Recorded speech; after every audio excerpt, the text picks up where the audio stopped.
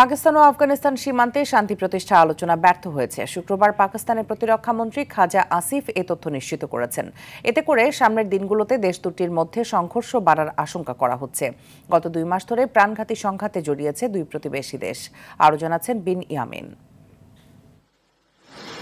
সীমান্তে সংঘর্ষ বন্ধে পাকিস্তান ও আফগানিস্তানের মধ্যে চলমান আলোচনা স্থগিত হয়েছে। নতুন করে আলোচনার জন্য কোনো তারিখ ঠিক করেনি দুই দেশ। জিও নিউজের এক অনুষ্ঠানে পাকিস্তানের প্রতিরক্ষা মন্ত্রী খাজা আসিফ এসব কথা জানান।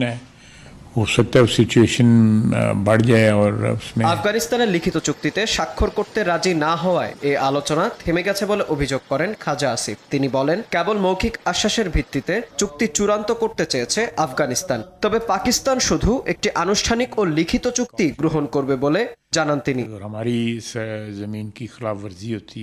গত মাসে সন্ত্রাসী হামলার অভিযোগে দুই দেশের সীমান্তে সংঘাত ছড়িয়ে পড়ে। উত্তেজনা নিরসনে তুরস্ক ও কাতারের মধ্যস্থতায় চলছিল আলোচনা। বৃহস্পতিবার ইস্তানবুলে তৃতীয় দফার আলোচনায় বসে সংশ্লিষ্ট প্রতিনিধিরা। তবে উভয় পক্ষই শেষমেশ কোনো ধরনের চুক্তিতে সম্মত হতে পারেনি।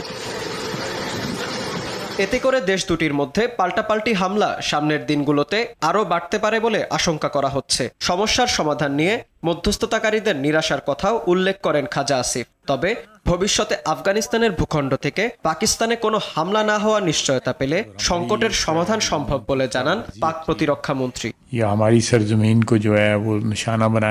বিন ইয়ামিন, RTV।